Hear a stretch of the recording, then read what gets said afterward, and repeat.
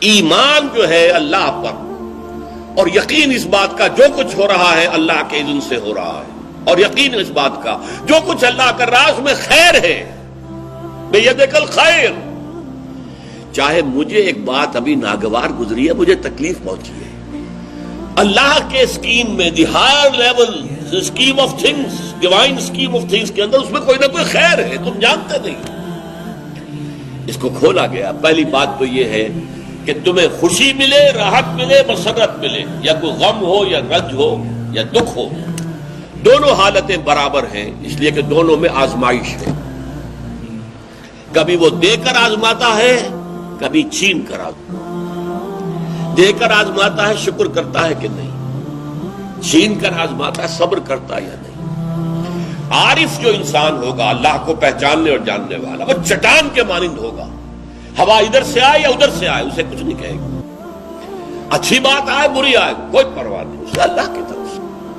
ما اصاب من مصیبت فی الارض ولا فی انفسکم الا فی کتاب من قبل ان نبرأها۔ یہ مضمون ہم بڑی تفصیل سے پڑھ چکے ہیں سورہ تغابن میں۔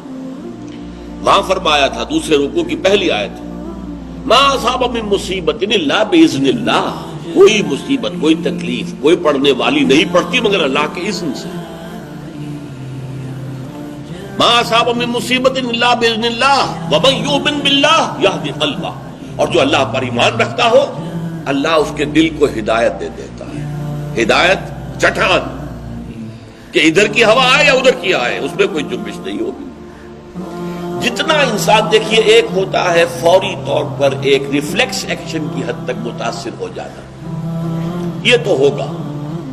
آپ کا ہاتھ جہاں رکھا ہوا تھا، کسی چیز نے کاٹا، آپ کا ہاتھ فوراً جو ہے اٹھ کے آ جائے گا، اس میں آپ کے ارادے کو کوئی دخل نہیں ہے، یہ ریفلیکس ایکشن ہے، آپ کی سوچ کو، آپ کے ارادے کو کوئی دخل نہیں۔ تو کسی خیر سے عارضی سا فوری سے مسرت ہو جانا اور کسی تکلیف سے عارضی سی فوری سی کوئی اس کا تاثر ہو جائے، یہ خلاف ایمان نہیں۔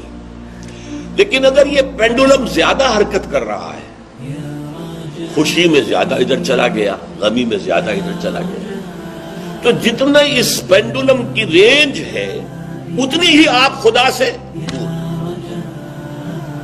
اصل تو وہ چٹان ہوگی کہ جو بالکل متاثر، لیکن یہ کہ فوری سا تاثر یہ قابل معافی ہے، لیکن یہ زیادہ ادھر سے ادھر، ادھر سے ادھر، خوشی ہو گئی تو اترا رہے ہیں، پھولے نہیں سما رہے، پاؤں زمین پر نہیں پڑ رہے، اور اگر غم آ گیا ہے تو بالکل مایوس ہو کر بیٹھ گئے ہیں جھاگ کی طرح، کمر ہمت ٹوٹ گئی ہے، واویلا ہے، شیون ہے، فریاد ہے، ہاں اے فلک پیر جواں تھا ابھی عارف، کیا تیرا بگڑتا جو نہ مرتا کوئی دن اور، یہ فلک ناہنجار، یہ فلک کج رفتار، اس نے ہم پہ کیا کر دیا۔ یہ ساری باتیں جو ہے یہ اللہ سے محجوب ہونے کی علامت ہے۔ اب اس میں بھی درجے ہیں کئی۔ دیکھیے، پہلی بات یہ ہے کہ خوشی والی بات ہو، غم والی بات ہو، دونوں برابر ہیں، کیونکہ یہ بھی آزمائش، وہ بھی آزمائش۔ یہ بات سورۃ الفجر میں کہی گئی بہت خوبصورت انداز میں۔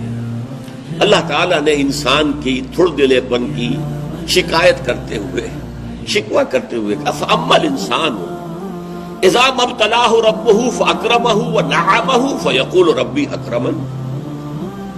اس انسان کا حال عجیب ہے، جب اس کا رب اسے آزماتا ہے اور عزت دیتا ہے، نعمتیں دیتا ہے، تو کہتا ہے میرے رب نے مجھے بڑی عزت دے دی۔ وَأَمَّا إِذَا مَا ابْتَلَاهُ فَقَدَرَ عَلَيْهِ رِزْقَهُ، اور جب اللہ آزماتا ہے اسے اور اس کی روزی تنگ کر دیتا ہے، فَيَقُولُ رَبِّي أَهَانَنِ، یہ کہتا ہے رب نے مجھے ذلیل کر دیا۔ کلا، ہرگز نہیں۔ اب یہاں دیکھیے، سوچئے اس نے کیا غلط بات کہی۔ عزت دی تو اللہ نے دی اور ذلت آئی تو اللہ کی طرف منسوب کر رہا ہے۔ اس نے کسی بت، کسی دیوی، کسی دیوتا کا ذکر تو نہیں کیا نا، وہ مشرک تو نہیں ہے، پھر کیوں اس پہ تنقید کیوں ہو رہی ہے؟ وَأَمَّا الْإِنسَانُ إِذَا مَا ابْتَلَاهُ رَبُّهُ فَأَكْرَمَهُ وَنَعَمَهُ فَيَقُولُ رَبِّي أَكْرَمَنِ وَأَمَّا إِذَا مَا ابْتَلَاهُ فَقَدَرَ عَلَيْهِ رِزْقَهُ فَيَقُولُ رَبِّي أَهَانَنِ۔ کلا، کیا مطلب؟ یہ دونوں ابتلاءات ہیں، وہ بھی ابتلا ہے، یہ بھی ابتلا ہے۔ وہ چھین کر بھی آزما رہا ہے، دے کر بھی آزما رہا ہے، یہ تو آزمائش ہے، دونوں برابر ہیں۔ لیکن اس سے اگلا مرحلہ اور ہے۔ عام طور پر ہم یہ سمجھتے ہیں کہ تکلیف والی آزمائش سخت ہے اور خوشی اور مسرت اور نعمتوں والی آزمائش جو ہے یہ ہلکی آزمائش ہے، آسان ہے۔ معاملہ اس کے برعکس ہے۔ تکلیف میں ہوں گے اللہ کو یاد کریں گے، پکاریں گے، دعائیں کریں گے، اور اگر نعمتیں ہوں گی غافل ہو جائیں گے، بھول جائیں گے۔ کون سا امتحان زیادہ سخت ہوا نتیجے کے اعتبار سے؟ تکلیف والا امتحان زیادہ سخت نہیں ہے۔ مسرت، کثرت ہر شے کی، یہ چیز زیادہ نقصان دہ ہے، زیادہ بڑا امتحان ہے۔ اسی لیے خلق قرآن کے مسئلے پر جب وہ مار ماری گئی تھی امام احمد ابن حنبل رحمۃ اللہ علیہ کو، کہ جس کے بارے میں کہا جاتا ہے کہ اگر وہ مار کسی ہاتھی کو ماری جاتی تو وہ بھی چیخ اٹھتی، اس وقت ان کی آنکھوں میں کبھی آنسو نہیں آئے۔